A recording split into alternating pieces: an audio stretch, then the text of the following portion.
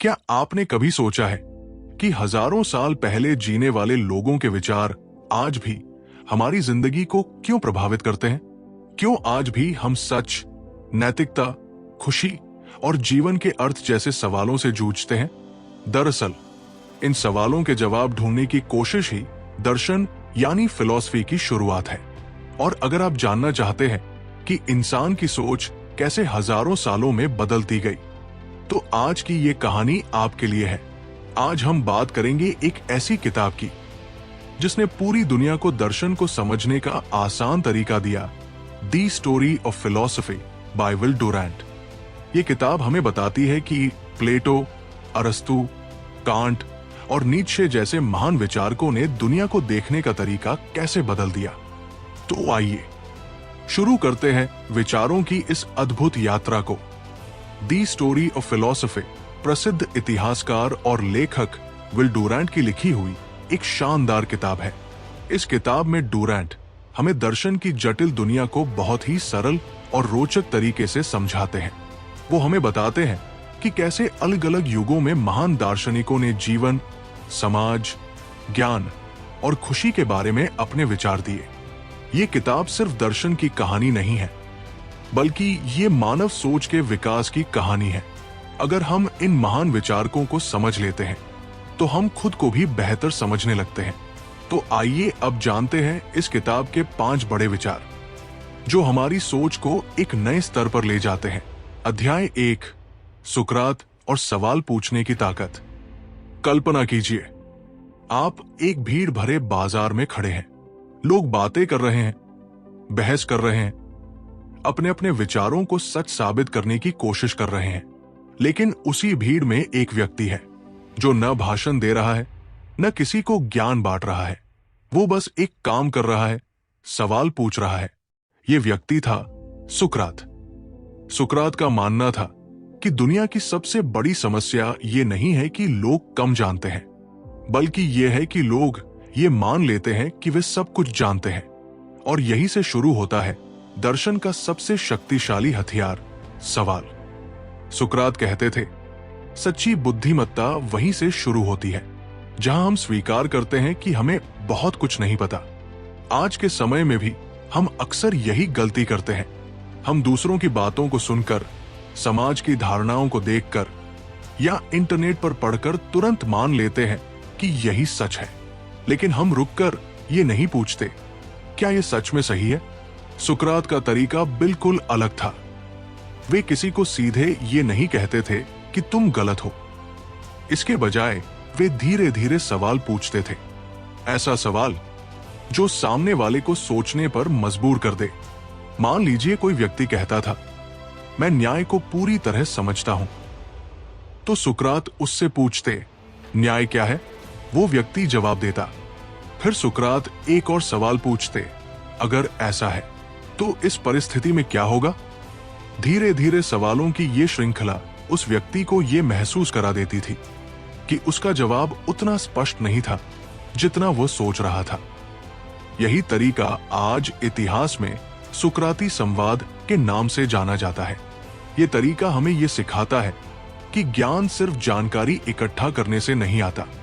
असली ज्ञान आता है गहराई से सोचने से। सुकरात के लिए दर्शन कोई किताबों का विषय नहीं था। उनके लिए दर्शन जीवन जीने का तरीका था। वे एथेंस की गलियों में लोगों से बातचीत करते थे, छात्रों से, सैनिकों से, व्यापारियों से और यहां तक कि नेताओं से भी। वे हर किसी से एक ही बात कहते थे, अपनी जिंदगी को समझो, अपने विचारों को परखो। उनका सबसे प्रसिद्ध वाक्य था, अनजाची जिंदगी जीने लायक नहीं होती। इसका मतलब क्या है? इसका मतलब यह है कि अगर हम कभी रुककर ये नहीं सोचते कि हम क्या कर रहे हैं, क्यों कर रहे हैं और किस दिशा में जा रहे हैं, तो हम बस भीड़ के साथ बहते रहते हैं। और शायद यही वजह है कि आज भी बहुत से लोग अपनी जिंदगी से असंतुष्ट रहते हैं। वे पढ़ाई करते हैं क्योंकि सब करते हैं, नौकरी करते हैं क्योंकि समाज यही चाहता है, लेकिन उन्होंने कभी खुद से ये नहीं पूछा, मैं वास्तव में क्या चाहता हूं? यही सवाल सुकरात हमें पूछना सिखाते हैं। एक छोटा सा उदाहरण सोचिए। मान लीजिए कोई छात्र कहता है कि उसका लक्ष्य बहुत पैसा कमाना है। सुकरात उससे शायद ये पूछते, पैसा क्यों कमाना चाहते हो? वो कहेगा, ताकि खुश रह सकूं। फिर अगला सवाल होगा, क्या पैसा ही खुशी देता है? और धीरे धीरे बातचीत हमें उस गहरी सच्चाई तक ले जाती है जिसे हम अक्सर नजरअंदाज कर देते हैं। सुकरात का असली उद्देश्य लोगों को गलत साबित करना नहीं था। उनका उद्देश्य था लोगों को सोचने के लिए जगाना। लेकिन यही चीज उस समय के शक्तिशाली लोगों को पसंद नहीं आई। उन्हें लगा कि सुकरात लोगों के विचारों को चुनौती देकर समाज में अशांति फैला रहे हैं। आखिरकार उन पर आरोप लगाया गया कि वे युवाओं को गलत रास्ता दिखा रहे हैं और परंपरागत मान्यताओं को चुनौती दे रहे हैं, और इसी कारण उन्हें मृत्यु की सजा सुनाई गई। जब सुकरात के मित्रों ने उन्हें जेल से भागने का मौका दिया तो उन्होंने मना कर दिया। उन्होंने कहा, अगर मैं अपने सिद्धांतों से भाग जाऊं तो मेरा पूरा जीवन ही झूठा हो जाएगा। और फिर उन्होंने शांत मन से विष का प्याला पी लिया। यह घटना इतिहास में सिर्फ एक मृत्यु नहीं थी, बल्कि यह सत्य और विचार की स्वतंत्रता के लिए दिया गया सबसे महान बलिदान था। सुकरात ने हमें यह सिखाया कि सच्चाई की खोज कभी आसान नहीं होती, लेकिन जो व्यक्ति सवाल पूछने का साहस रखता है वही वास्तव में सीखता है, बढ़ता है और खुद को समझता है। तो शायद आज हमें भी खुद से कुछ सवाल पूछने चाहिए। क्या हम सच में अपने जीवन को समझ रहे हैं? क्या हम अपने फैसले खुद ले रहे हैं या बस भीड़ का अनुसरण कर रहे हैं? क्योंकि जिस दिन हम ईमानदारी से सवाल पूछना शुरू कर देते हैं, उसी दिन हमारी असली समझ की यात्रा शुरू होती है। अध्याय 2, प्लेटो और आदर्श दुनिया का सपना।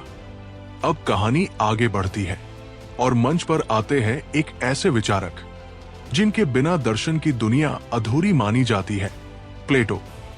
प्लेटो सिर्फ एक दार्शनिक नहीं थे, वे सुकरात के सबसे प्रिय शिष्य भी थे। सुकरात की मृत्यु ने प्लेटो के मन पर गहरा प्रभाव डाला। उन्होंने देखा कि एक ऐसा व्यक्ति जो लोगों को सिर्फ सच की तलाश करना सिखा रहा था, उसे ही समाज ने सजा दे दी। तभी प्लेटो ने सोचना शुरू किया, क्या इस दुनिया में सच और न्याय को समझने का कोई गहरा तरीका हो सकता है? और इसी खोज ने उन्हें दर्शन के इतिहास के सबसे महान विचारों में से एक तक पहुंचाया। प्लेटो का मानना था कि जो दुनिया हम अपनी आंखों से देखते हैं वो पूरी सच्चाई नहीं है, ये सिर्फ सच्चाई की एक झलक है, एक परछाई है। असली सच्चाई उससे कहीं ज्यादा गहरी और स्थायी है। इस विचार को समझाने के लिए प्लेटो ने एक बहुत प्रसिद्ध कहानी बताई, गुफा की कहानी। कल्पना कीजिए, कुछ लोग बचपन से ही एक अंधेरी गुफा में कैद हैं। उनके हाथ पांव जंजीरों से बंधे हुए हैं, इसलिए वे सिर्फ सामने की दीवार को देख सकते हैं। उनके पीछे आग जल रही है और उस आग के सामने से कुछ वस्तुएं गुजरती रहती हैं। उन वस्तुओं की परछाइयां दीवार पर पड़ती हैं और गुफा में कैद लोग उन्हीं परछाइयों को पूरी सच्चाई मान लेते हैं, क्योंकि उन्होंने कभी असली दुनिया देखी ही नहीं। लेकिन एक दिन उनमें से एक व्यक्ति किसी तरह अपनी जंजीरों से मुक्त हो जाता है। वो धीरे धीरे गुफा के बाहर निकलता है और पहली बार सूरज की रोशनी देखता है। पहले तो उसकी आंखें चौंधिया जाती हैं, उसे कुछ समझ नहीं आता, लेकिन धीरे धीरे वो समझने लगता है कि जो कुछ उसने गुफा में देखा था वो असली नहीं था, वो सिर्फ परछाइयां थी। अब कल्पना कीजिए, जब वो व्यक्ति वापस गुफा में जाकर बाकी लोगों को ये बताता है कि असली दुनिया बाहर है, तो क्या होगा? शायद वे लोग उस पर विश्वास नहीं करेंगे, शायद वे उसका मजाक उड़ाएंगे, क्योंकि उनके लिए वही परछाइयां ही सच्चाई है। प्लेटो के अनुसार हमारी जिंदगी भी कुछ ऐसी ही है। अक्सर हम उन चीजों को ही सच मान लेते हैं जो हमें दिखाई देती है, पैसा, प्रसिद्धि, बाहरी सफलता, लेकिन असली सच्चाई इनसे कहीं ज्यादा गहरी होती है, जैसे ज्ञान, न्याय, सुंदरता और अच्छाई। प्लेटो का मानना था कि इन आदर्श मूल्यों की एक अलग दुनिया होती है, जिसे उन्होंने रूपों की दुनिया कहा। ये एक ऐसी दुनिया है जहां हर चीज अपने सबसे शुद्ध और पूर्ण रूप में मौजूद है। उदाहरण के लिए, इस दुनिया में हमें कई तरह की कुर्सियां दिखाई देती हैं, लेकिन प्लेटो के अनुसार कहीं न कहीं कुर्सी का एक आदर्श रूप भी मौजूद है। एक ऐसा विचार जिससे बाकी सारी कुर्सियां प्रेरित होती है। इसी तरह अच्छाई का भी एक आदर्श रूप होता है, न्याय का भी एक आदर्श रूप होता है, और हमारा जीवन तब बेहतर बनता है जब हम इन आदर्श मूल्यों को समझने की कोशिश करते हैं। प्लेटो का मानना था कि समाज को भी इन आदर्श मूल्यों के आधार पर बनाया जाना चाहिए। इसी सोच से उन्होंने अपनी प्रसिद्ध पुस्तक में एक आदर्श राज्य की कल्पना की। उनके अनुसार समाज में वही लोग शासन करें जो सबसे ज्यादा बुद्धिमान हों। ऐसे लोग जिन्हें उन्होंने दार्शनिक राजा कहा, क्योंकि जो व्यक्ति सच और ज्ञान को समझता है वही न्यायपूर्ण निर्णय ले सकता है। अगर हम आज की दुनिया को देखें तो प्लेटो का यह विचार अभी भी बहुत महत्वपूर्ण लगता है। हम अक्सर ऐसे नेताओं को चुन लेते हैं जो लोकप्रिय तो होते हैं, लेकिन जरूरी नहीं कि वे सबसे ज्यादा समझदार भी हों। प्लेटो हमें यह सिखाते हैं कि असली नेतृत्व ज्ञान और समझ से आता है, लेकिन प्लेटो का सबसे बड़ा संदेश शायद इससे भी गहरा है। वो ये है कि हमें हमेशा सच्चाई की तलाश करनी चाहिए, चाहे वो आसान हो या नहीं, क्योंकि जब कोई व्यक्ति गुफा से बाहर निकलकर असली रोशनी देख लेता है तो उसकी पूरी दुनिया बदल जाती है। और शायद यही दर्शन का असली उद्देश्य है, हमारी आंखों को उस सच्चाई की ओर खोल देना जिसे हम पहले देख ही नहीं पा रहे थे। अध्याय 3, अरस्तु और व्यावहारिक ज्ञान। अब कहानी आगे बढ़ती है और दर्शन की दुनिया में प्रवेश होता है एक ऐसे महान विचारक का जिसने सोचने के तरीके को जमीन से जोड़ दिया। ये विचारक थे अरस्तु। अरस्तु प्लेटो के शिष्य थे, लेकिन जहां प्लेटो का ध्यान आदर्श दुनिया पर था, वही अरस्तु ने अपनी नजर इस वास्तविक दुनिया पर रखी। प्लेटो कहते थे कि सच्चाई कई आदर्श रूपों की दुनिया में है, लेकिन अरस्तु कहते थे कि सच्चाई हमारे आसपास की दुनिया में ही छिपी हुई है, बस हमें उसे समझना सीखना होगा। अरस्तु का मानना था कि दर्शन का उद्देश्य केवल गहरी बातें करना नहीं है, बल्कि जीवन को बेहतर बनाना है, और इसी कारण उनका दर्शन बहुत व्यावहारिक था। उन्होंने जीवन का सबसे महत्वपूर्ण प्रश्न पूछा, अच्छा जीवन क्या होता है? अरस्तु के अनुसार हर इंसान खुशी चाहता है, लेकिन समस्या यह है कि हम में से अधिकतर लोग खुशी को गलत जगह ढूंढते हैं। कोई सोचता है कि पैसा मिल जाए तो खुशी मिल जाएगी, कोई सोचता है कि प्रसिद्धि मिल जाए तो जीवन सफल हो जाएगा। लेकिन अरस्तु कहते थे कि असली खुशी इन चीजों से नहीं आती। उनके अनुसार सच्ची खुशी आती है अच्छे चरित्र और सही आदतों से। उन्होंने एक बहुत महत्वपूर्ण विचार दिया जिसे कहा जाता है मध्यम मार्ग का सिद्धांत। इसका अर्थ है संतुलन। अरस्तु का मानना था कि जीवन की हर अच्छी चीज दो चरम सीमाओं के बीच में होती है। उदाहरण के लिए, अगर किसी व्यक्ति में बिल्कुल भी डर नहीं है तो वो लापरवाह हो सकता है, और अगर कोई व्यक्ति हर समय डरता है तो वो कायर बन सकता है। लेकिन इन दोनों के बीच जो गुण है वही साहस है। इसी तरह बहुत ज्यादा खर्च करना भी ठीक नहीं है और बहुत ज्यादा कंजूसी करना भी ठीक नहीं है। इन दोनों के बीच जो संतुलन है वही उदारता है। अरस्तु हमें ये सिखाते हैं कि जीवन में संतुलन ही सच्ची बुद्धिमत्ता है। लेकिन सवाल यह है कि हम इस संतुलन को कैसे पा सकते हैं? अरस्तु का जवाब बहुत सरल था, आदतों के माध्यम से। उनका मानना था कि हमारा चरित्र जन्म से तय नहीं होता, हम जो बार बार करते हैं वही धीरे धीरे हमारी पहचान बन जाता है। अगर कोई व्यक्ति रोज सच्चाई बोलता है तो वो ईमानदार बन जाता है। अगर कोई व्यक्ति लगातार मेहनत करता है तो वो परिश्रमी बन जाता है। यानी हम अपने कर्मों के माध्यम से खुद को गढ़ते हैं। इस विचार को समझने के लिए एक साधारण उदाहरण लेते हैं। मान लीजिए कोई व्यक्ति पहली बार संगीत सीखना शुरू करता है। शुरुआत में उसके लिए हर सुर कठिन होता है, लेकिन अगर वो रोज अभ्यास करता है तो धीरे धीरे वही कठिन काम आसान बनने लगता है। कुछ समय बाद वही व्यक्ति संगीत में कुशल हो जाता है। ठीक इसी तरह अच्छे गुण भी अभ्यास से आते हैं। अगर हम रोज थोड़ा थोड़ा धैर्य, ईमानदारी और अनुशासन का अभ्यास करें तो धीरे धीरे ये गुण हमारे स्वभाव का हिस्सा बन जाते हैं। अरस्तू का ये विचार आज भी उतना ही महत्वपूर्ण है जितना हजारों साल पहले था। आज की दुनिया में लोग अक्सर तुरंत सफलता चाहते हैं, लेकिन अरस्तू हमें याद दिलाते हैं कि महान जीवन धीरे धीरे बनता है।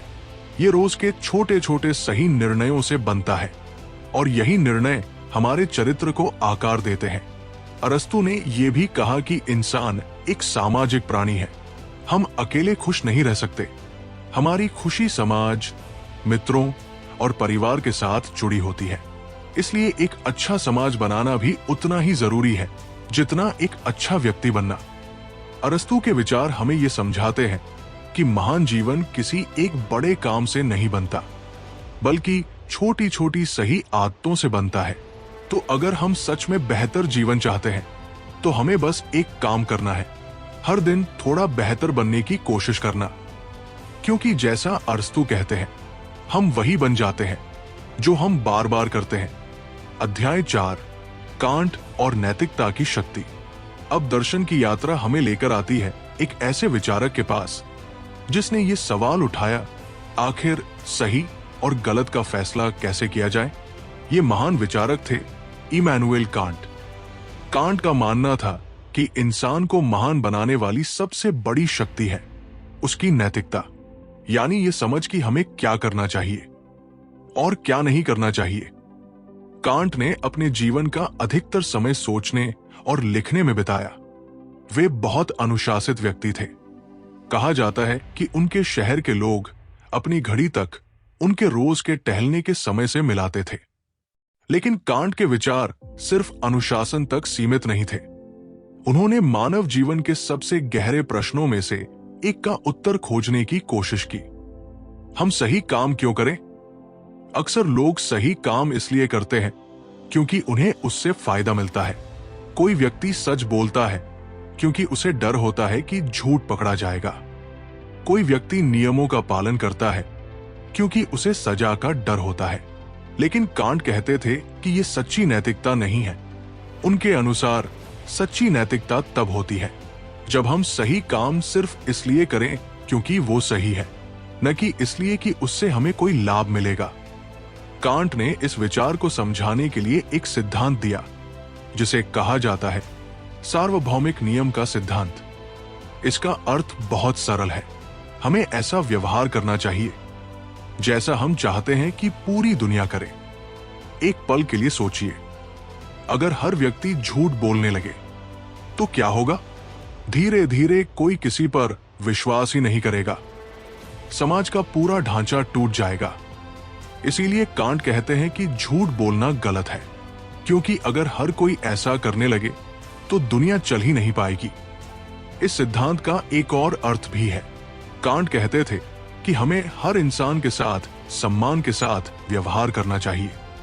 किसी भी व्यक्ति को सिर्फ अपने फायदे के लिए इस्तेमाल नहीं करना चाहिए, क्योंकि हर इंसान अपने आप में मूल्यवान है। कल्पना कीजिए कि कोई व्यक्ति अपने लाभ के लिए दूसरों को धोखा देता है। शायद उसे थोड़े समय के लिए फायदा मिल जाए, लेकिन अगर हर कोई ऐसा करने लगे तो विश्वास नाम की चीज ही खत्म हो जाएगी। कांट का दर्शन हमें याद दिलाता है कि समाज विश्वास और नैतिकता पर ही टिकता है। अगर लोग सिर्फ अपने लाभ के बारे में सोचने लगे तो समाज धीरे धीरे टूटने लगता है। आज की दुनिया में हम अक्सर देखते हैं कि लोग सफलता के लिए किसी भी हद तक जाने को तैयार हो जाते हैं, लेकिन कांट हमें एक अलग रास्ता दिखाते हैं। वे कहते हैं कि सच्ची महानता सिर्फ सफलता में नहीं होती, बल्कि सही चरित्र में होती है। एक ऐसा चरित्र जो परिस्थितियां कैसी भी हो फिर भी सही काम करना चुनता है। कांट का यह विचार हमें यह भी सिखाता है कि हमारे छोटे छोटे निर्णय भी बहुत महत्वपूर्ण होते हैं। जब हम ईमानदारी चुनते हैं, जब हम किसी के साथ न्याय करते हैं, जब हम दूसरों के सम्मान का ध्यान रखते हैं, तब हम एक बेहतर समाज बनाने में योगदान देते हैं। और शायद यही कांट का सबसे बड़ा संदेश है। नैतिकता कोई बाहरी नियम नहीं है, ये हमारे भीतर की आवाज है जो हमें सही रास्ता दिखाती है। अगर हम उस आवाज को सुनना सीख जाए तो हमारा जीवन ही नहीं बल्कि पूरी दुनिया बेहतर बन सकती है। अध्याय 5, नीत्शे और अपनी राह बनाने का साहस। अब दर्शन की इस यात्रा में हम पहुंचते हैं एक ऐसे विचारक के पास जिनके विचार उतने ही गहरे हैं जितने चुनौतीपूर्ण। ये विचारक थे नीत्शे। नीत्शे का मानना था कि दुनिया के बहुत से लोग अपनी जिंदगी खुद नहीं जीते, वे बस समाज के बनाए हुए नियमों का पालन करते हुए जीवन बिताते हैं। लोग वही सोचते हैं जो समाज उनसे सोचने को कहता है, वही करते हैं जो बाकी सब लोग कर रहे होते हैं। लेकिन नीत्शे कहते थे कि सच्चा जीवन ऐसा नहीं होता। उनके अनुसार महान इंसान वही है जो अपनी राह खुद बनाता है, जो भीड़ के पीछे नहीं चलता बल्कि अपने भीतर की आवाज को सुनता है। नीत्शे ने एक बहुत प्रसिद्ध विचार दिया, महान मानव का विचार।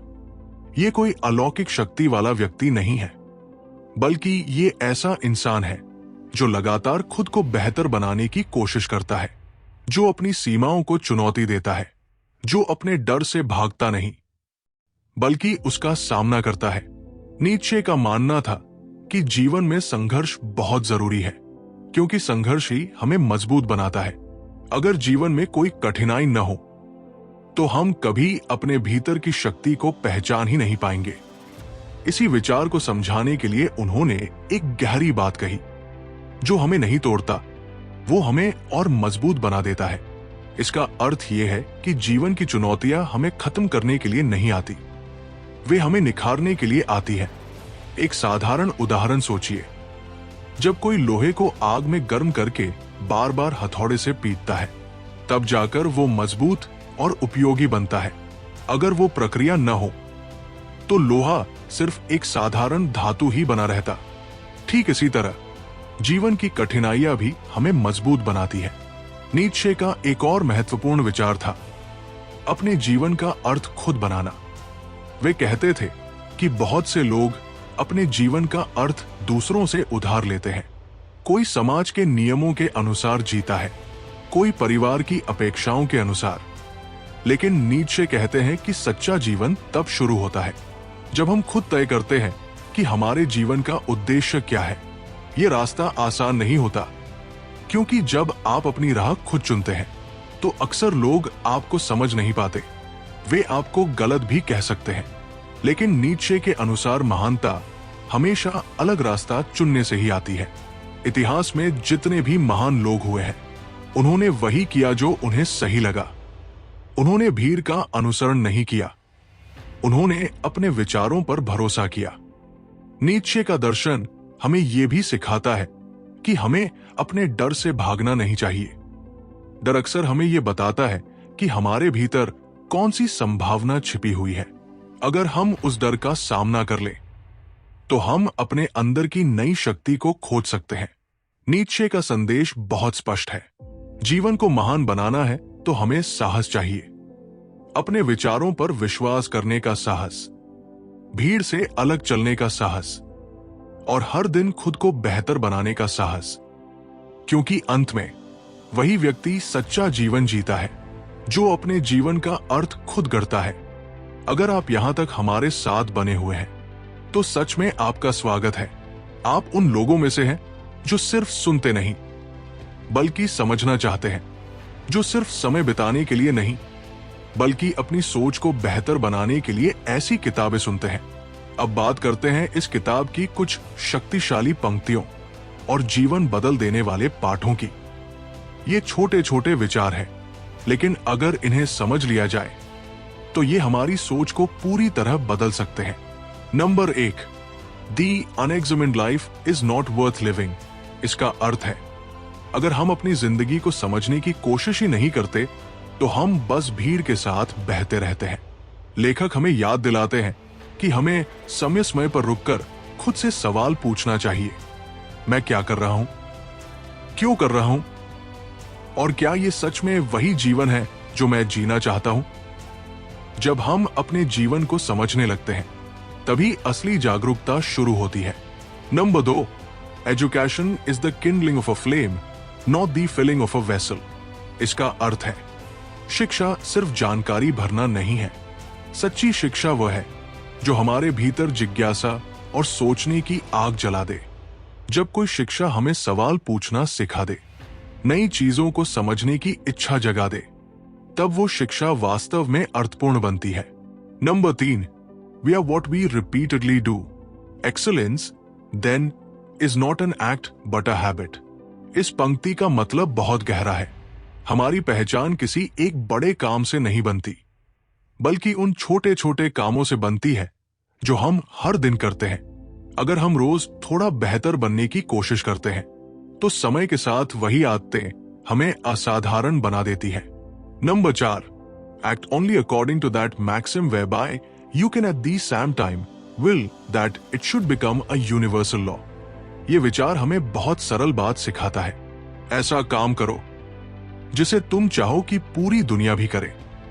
अगर कोई काम ऐसा है जिसे तुम नहीं चाहोगे कि हर व्यक्ति करे, तो शायद वो सही काम नहीं है। ये विचार हमें नैतिक और जिम्मेदार जीवन जीना सिखाता है। Number 5, He who has a why to life can bear almost anyhow। इसका अर्थ है, अगर आपके जीवन में एक मजबूत उद्देश्य है, तो आप किसी भी कठिन परिस्थिति को पार कर सकते हैं। जब इंसान को पता होता है कि वह क्यों जी रहा है, तब कठिनाइयां भी उसे रोक नहीं पाती। उद्देश्य जीवन को दिशा देता है। प्रैक्टिकल लेसन्स लेसन 1, खुद से सवाल पूछने की आदत डालिए। हर दिन कुछ मिनट अपने विचारों के बारे में सोचिए। खुद से पूछिए, क्या मैं वही कर रहा हूं जो सच में मेरे लिए महत्वपूर्ण है? ये छोटी सी आदत आपकी सोच को गहरा बना सकती है। लेसन 2, सतह से गहराई तक देखने की कोशिश कीजिए। जो चीज सामने दिखाई देती है, वही पूरी सच्चाई नहीं होती। हर परिस्थिति को समझने से पहले थोड़ा ठहरिए और उसके पीछे के कारणों को समझने की कोशिश कीजिए। ये आदत आपको बेहतर निर्णय लेने में मदद करेगी। लेसन 3, छोटी अच्छी आदतों से शुरुआत कीजिए। महान जीवन अचानक नहीं बनता। हर दिन छोटी छोटी अच्छी आदतें अपनाइए, जैसे पढ़ना, सीखना, ईमानदारी से काम करना और अनुशासन बनाए रखना। धीरे धीरे यही आदतें आपका चरित्र बनाती है। लेसन 4, सही काम करने का साहस रखिए। कभी कभी सही रास्ता आसान नहीं होता, लेकिन जब भी आपको चुनाव करना पड़े, तो वो रास्ता चुनिए जो सही हो, न कि जो सिर्फ आसान हो। यही निर्णय आपके चरित्र को मजबूत बनाते हैं। लेसन 5, अपने जीवन का उद्देश्य खोजिए। अपने आप से पूछिए, मैं क्या बनना चाहता हूं? मैं दुनिया में क्या योगदान देना चाहता हूं?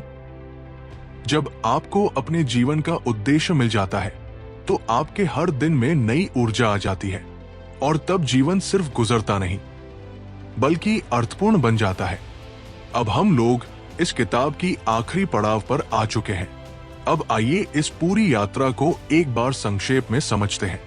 इस किताब ने हमें सिर्फ कुछ दार्शनिकों के विचार नहीं बताए, बल्कि ये दिखाया कि हजारों सालों से इंसान एक ही सवाल का जवाब खोज रहा है, अच्छा जीवन कैसे जिया जाए?